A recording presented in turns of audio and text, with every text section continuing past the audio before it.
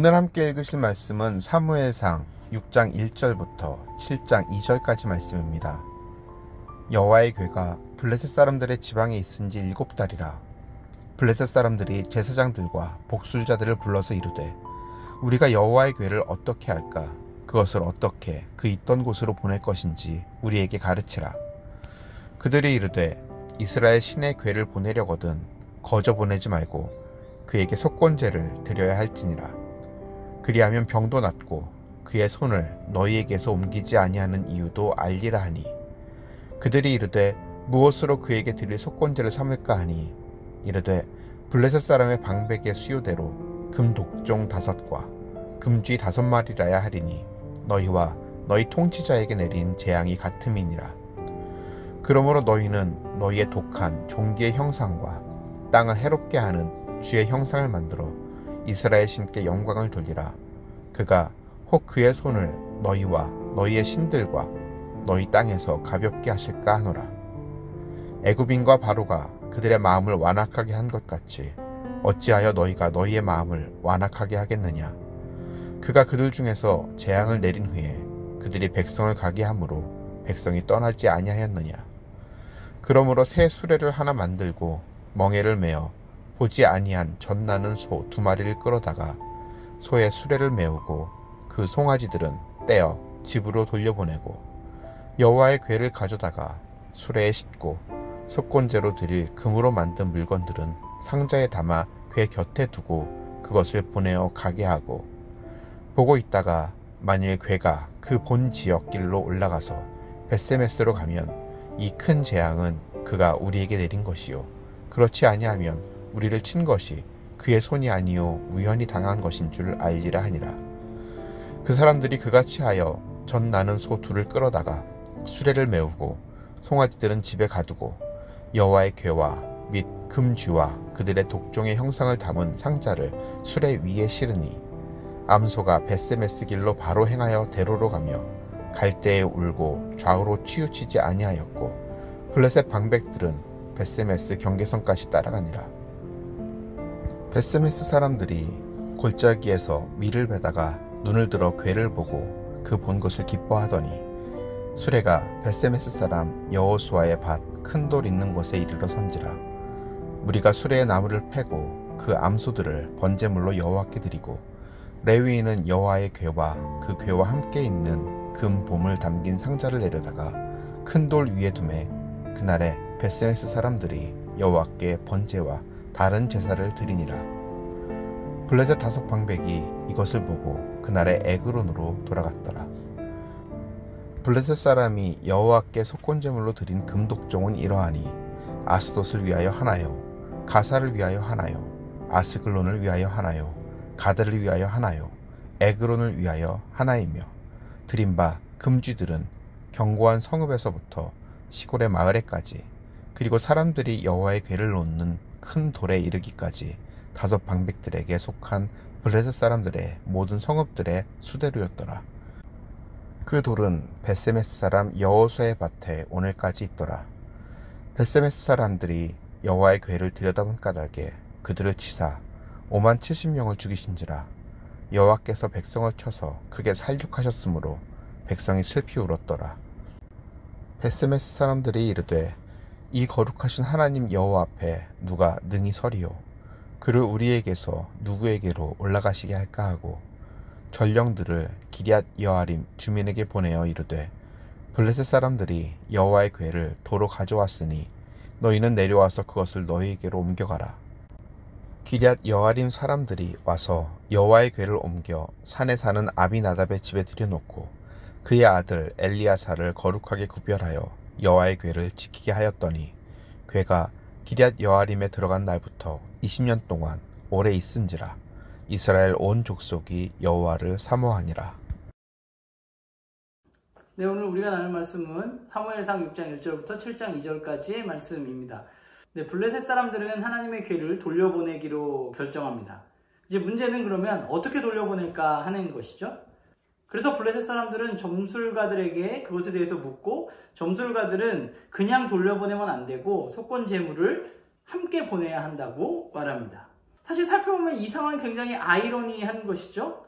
이방인들인 블레셋 사람들이 하나님의 전능하심, 하나님의 하나님됨을 인정할 수밖에 없는 상황, 그래서 그 신에게 제물을 바쳐야만 하는 상황이 그들 가운데 놓여져 있는 것입니다. 그래서 그들의 모습을 보면 그들은 굉장히 겸손하고 조심스러운 자세로 하나님의 궤와 함께 속건 제물을 함께 이스라엘로 돌려보내기로 결정하는 모습을 우리는 볼 수 있습니다. 오늘 본문을 보다 보면 굉장히 놀랄만한 것은 이 블레셋 사람들이 하나님이 애굽에서 하셨던 일을 알고 있었다는 거예요. 그러니까 애굽의 바로는 어땠나요? 마음이 완악해져서 하나님의 요구를 거부하고 이스라엘 민족을 보내지 않았잖아요. 이 사람들은 그 얘기를 알고 있기 때문에 이제 자신들이 마음이 완악해지지 않도록 하기 위해서 애쓰는 모습, 다짐하는 모습을 볼 수 있습니다. 그들은 굉장히 조심스럽게 이 언약궤를 돌려보내기로 결정하는데, 그런데 그들의 마음 가운데 여전히 의심이 드는 거죠. 혹시 지금까지 일어난 일이 우연이 아닐까? 그래서 그들은 이것이 우연일지 모르기 때문에 다시 한번 그 궤를 돌려보내면서 한 가지 장치를 하게 됩니다. 그게 뭐냐면 젖이 나오는 암소를 이 수레를 끌게 하는 거죠. 그러니까 이게 무슨 말이냐면 젖이 나온다는 것은 아이 송아지가 있다는 것이고, 송아지가 있다는 것은 어미로서 그 송아지에게 젖을 먹여야 하는 본능을 가지고 있는 것입니다. 그런데 이 암소가 과연 이 본능을 거스르고 벳세메스로 이스라엘의 땅으로 곧바로 갈 수 있는지, 만약에 곧바로 간다면 지금까지 있었던 일은 하나님의 일이고, 그리고 그것이 곧바로 가지 않는다면 그것은 우연일 수밖에 없다고 그들은 생각하기로 결정하는 것이죠. 그러니까 세상 사람들은 이렇습니다. 하나님이라고밖에 말할 수 없는 상황이 닥쳐오더라도 계속해서 그것이 우연이 아닌가를 확인하고 싶어 합니다. 그러나 하나님은 오늘 본문에서 나타나듯이 자신이 유일하고 전능하신 신이라는 사실을 드러내는 거죠. 그 벳세메스로 가는 암소는 곧바로 벳세메스로 향합니다. 성경은 그 소의 움직임에 대해서 좌로나 우로나 치우치지 않고 곧바로 벳세메스로 갔다고 말하고 있습니다. 이를 통해서 하나님 유일하시고 살아계신 분이라는 사실이 드러나는 것이죠. 그런데 반면에 그 언약궤가 도착한 벳세메스의 사람들은 어땠나 살펴보면 그들은 여호와의 궤를 들여다보았습니다. 들춰보았다는 의미인데요. 이 태도는 하나님을 대하는 올바른 태도로 보여지지 않습니다. 그들이 하나님을 대하는 태도, 이 언약궤를 대하는 태도는 마치 만들어진 신이나 또는 우리와 비슷한 존재로 하나님을 여기고 있는 모습을 보여주게 됩니다. 그래서 결국 그 벳세메스의 사람들이 죽게 되죠. 그러면서 그들의 외침이 나오잖아요. 누가 거룩하신 하나님 앞에 과연 설 수 있는가? 이 언약궤의 이야기에서 굉장히 중요한 이야기입니다. 누가 거룩하신 하나님 앞에 설 수 있을까?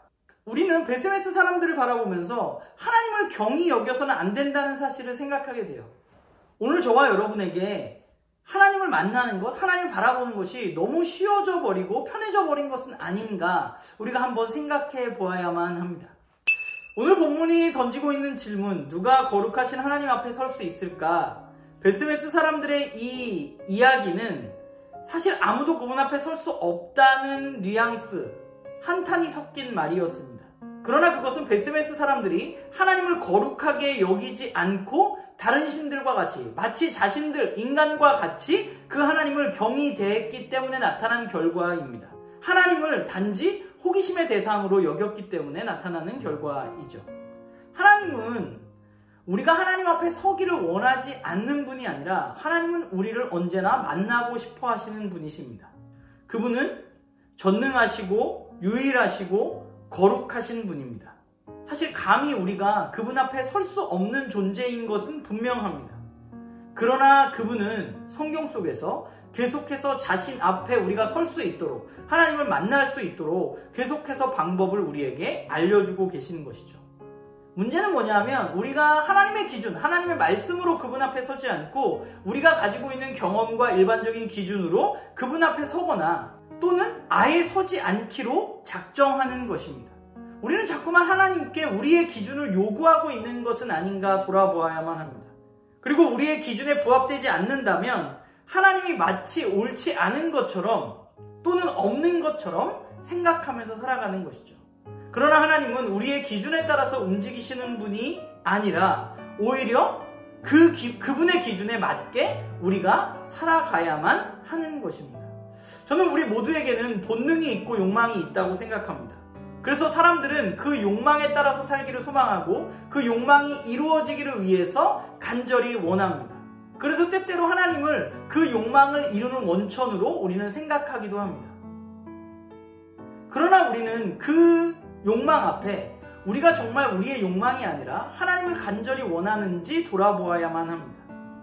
그런 의미에서 오늘 베스메스로 가는 그 두 소는 우리에게 많은 이야기를 해주고 있다는 생각을 하게 돼요.